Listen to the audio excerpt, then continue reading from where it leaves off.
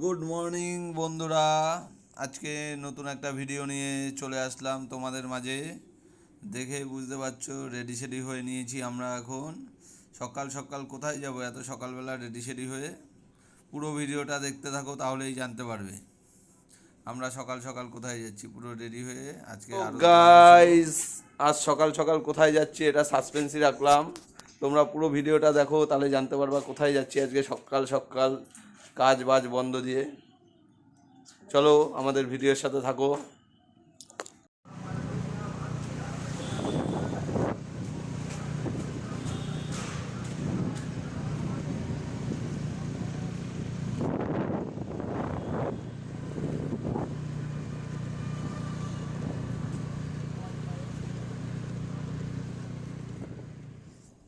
হ্যাঁ, তোমরা মোটামুটি বাইরের পরিবেশটা দেখে বুঝতেই পেরেছো আমরা এখন কোথায় আছি।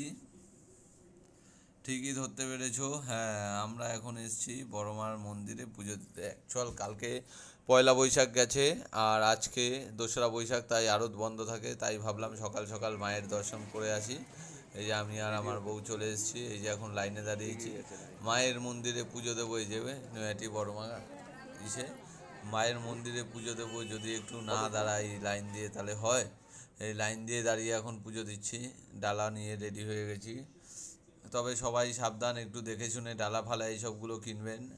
উল্টোপাল্টা রেট নেয় কিন্তু, আপনারা একটু দেখে নেবেন।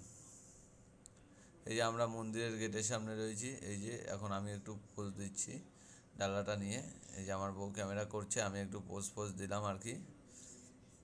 সকাল সকাল ঘুম থেকে উঠে এই গেছি। আমার এই যে সকালবেলা রোদের টেম্পারেচার দুপুরবেলা হলে কী অবস্থা হয়। এর মধ্যেই সকালবেলা এখন 8টা বাজে, কত রোদের লাগে। এই যে আমরা আস্তে আস্তে ভেতরে ঢুকলাম। এই যে দেখুন কি সুন্দর একটা পেন্টিং আঁকা রয়েছে, ছবিটা তোলা আছে কত সুন্দর। আর বড়মার মন্দিরের এখনও কাজ চলছে টুকটাক টুকটাক করে। আর আমরা এসেছি সকাল 8:30টার মধ্যে চলে এসেছি। এই টাইমটায় অলরেডি হয় মোটামুটি। কেউ যদি বড়মার কাছে ভেতরে ক্যামেরা পাবো সেটাও চেষ্টা করলাম একটু। মুখটা দেখাতে পারলাম না সামান্য একটু। সকালবেলা অনেক কাজ ছিল, তারপরে ঘুরিয়ে দিয়েছি, বড়মা ছেড়ে দিয়েছে।